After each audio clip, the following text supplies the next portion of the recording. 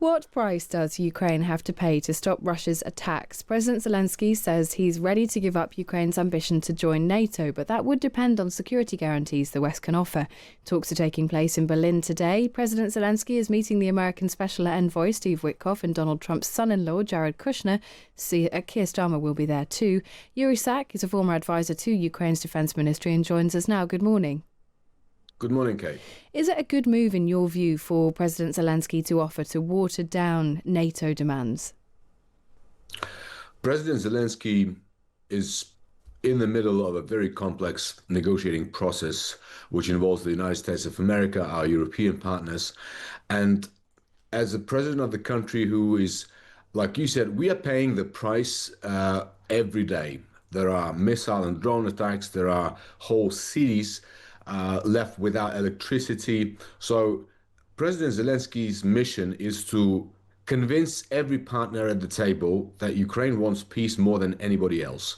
And this means that if necessary, we are capable of being flexible enough to seek compromises, not to give up on our principles or on our sovereignty, but find formulas that would, on the one hand, accommodate the reality and on the other hand will respect our national interests. So he's doing his best to ensure, and if, for example, in your specific case, if instead of membership in NATO, Ukraine can get Article 5-like guarantees, security guarantees, mind you, these are the kind of guarantees that, for example, Israel has. And we remember that when there was an aerial attack on Israel, NATO fighter jets and the US fighter jets were all in mid-air in no time, and they were shooting down the missiles that were shot at Israel. So if that's the kind of compromise we need to make at this stage, then I think the Ukrainian people will support him. So you feel you could trust some kind of security guarantee if it was carefully written and it was backed up by strong enough support? You feel that would be enough for Ukraine? Kate, in 1994, when Ukraine gave up our nuclear arsenal, a Budapest memorandum was signed. And we know that that hasn't led to anything, right? We were attacked and attacked again. So, of course, this will have to be a legally binding document that would ensure that would, if Russia re-attacks, and that's the main purpose and the main strategic objective of our negotiating party, is to ensure that we are not attacked again by Russia in foreseeable future. So this will entail a legally binding document with very concrete mechanisms as to what happens if Russia re-attacks. And we will see today whether the result of those talks can give anything like that level of guarantee. And we'll also see more, we expect, about the territory and the buffer zones. And there's lots in the US proposal about that. What is your sort of main hope from the talks today, Yuri? Are you expecting very much? There could be two possible scenarios, Kate. One is Ukraine, our US partners, and our European partners who are very, very actively involved now in the process. So everybody agrees on some form of a reasonable, sensible agreement, which is possible because all of us, Ukraine, US, the Europeans, we are all normal, civilized, freedom-loving nations. So reaching agreement between ourselves is possible.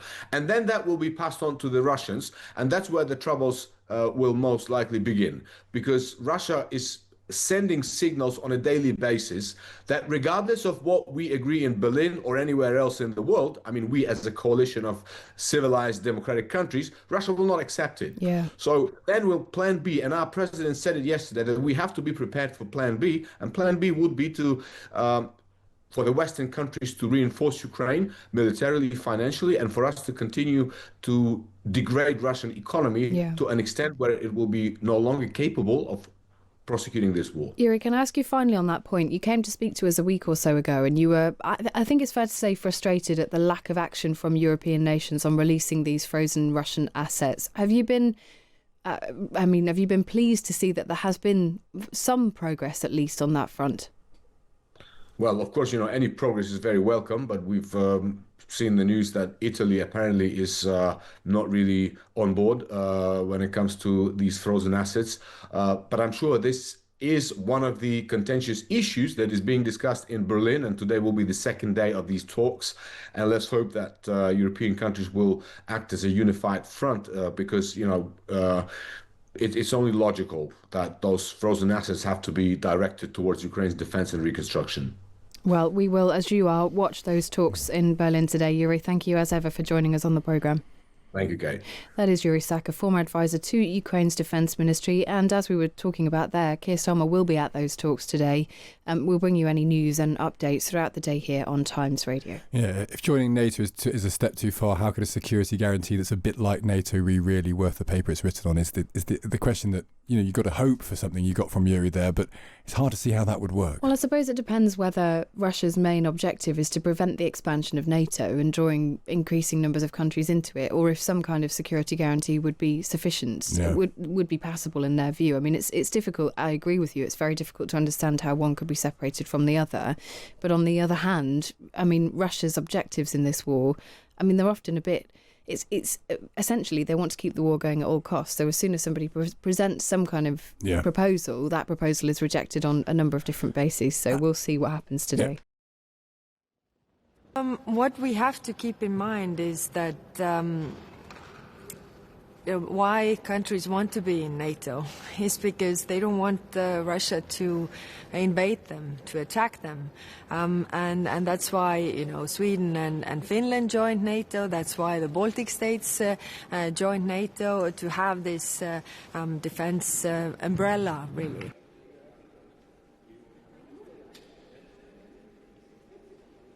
We have to understand that Donbas is not Putin's endgame. If it gets Donbas, then the fortress is down, and then they definitely move on with taking the whole of Ukraine. And if Ukraine goes, then other regions are also in danger. We know this from the history, and we should learn from history.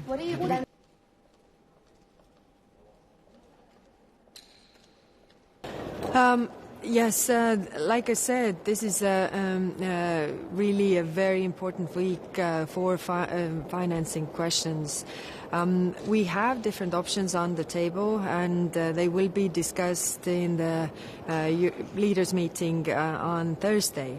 What President Costa has said, we will not leave the meeting before we get before we get the decision on the funding for Ukraine. The most credible option is the reparations loan, and this is what we are working on. We are not there yet, and it is increasingly difficult, but we're doing the work. We still have some days.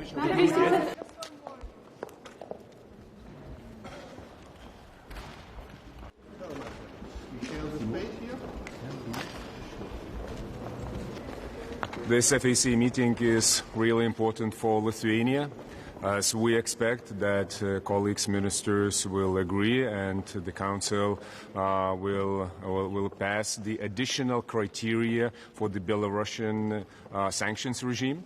We're adding 3 points additionally to the current sanctions regime related to the hybrid activities against the European Union.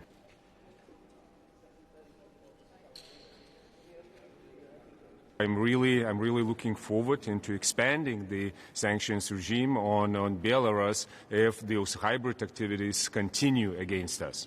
So politically united and then also fast in the decisions. This is the recipe for the future and prevention from the activities against the EU as we were suffering already. Only when we are united, dictators step back.